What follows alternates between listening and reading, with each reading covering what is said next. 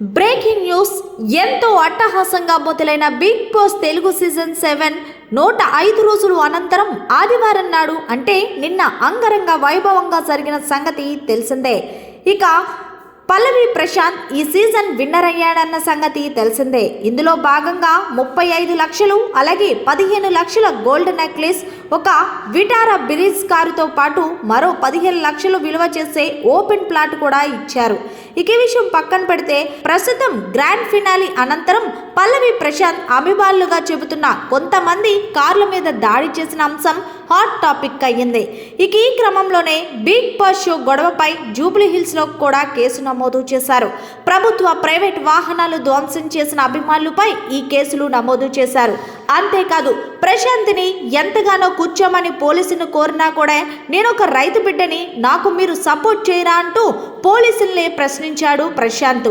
అయితే మొత్తం ఈ ధ్వంసంలో 6 బస్సులు, ఒక పోలీస్ వాహనం, 2 ప్రైవేట్ వాహనాలు, మొత్తం ఫ్యాన్స్ ధ్వంసం చేసినట్టు తెలుస్తుంది. ఇక సీసీ ఫుటేజ్ వీడియోల్లో వచ్చిన ఆధారాలతో నిందితులను గుర్తిస్తామని, ఈ దాడులకు పాల్పడ్డ వారిని అరెస్ట్ చేస్తామని పోలీసులు వెల్లడించారు.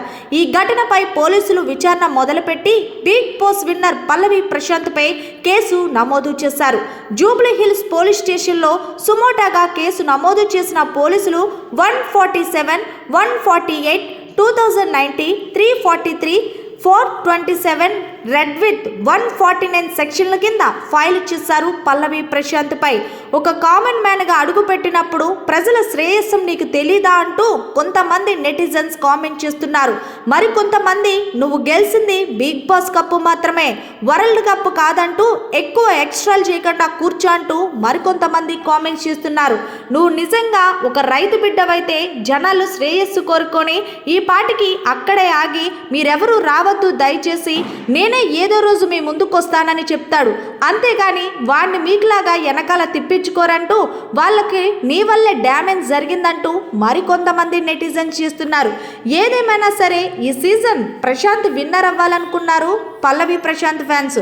మరి మీరేమంటారు? పల్లవి ప్రశాంత్ పై ఇన్ని కేసులు నమోదయ్యాయి కదా, ఇది కరెక్ట్ అనుకుంటున్నారా లేదా అనేది కామెంట్ రూపంలో తెలియజేయండి. మరిన్ని లేటెస్ట్ అప్డేట్స్ కోసం చూస్తూనే ఉండండి మన ఛానల్.